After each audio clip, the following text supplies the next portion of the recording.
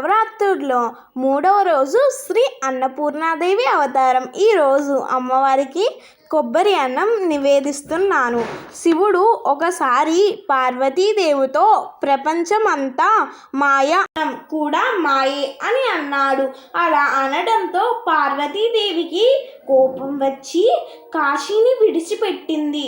దాంతో పార్వతీదేవి లేకపోవడం వల్ల అన్నం దొరకక ప్రజలు కరువుతో అల్లాడిపోయారు. జంతువులకి కూడా ఆహారం దొరికేది కాదు. ఎంతైనా జగన్మాత కూడా అమ్మే కదా. బిడ్డలు ఆకలితో ఉండడం తట్టుకోలేకపోయింది. తిరిగి మళ్ళీ కాశీకి వచ్చి భక్తులను కరుణించింది. శివుడు కూడా అమ్మ వద్దకు భిక్షపాత్రతో వచ్చాడు. అన్నం మాయ అనడం సరికాదని తెలుసుకున్నాడు.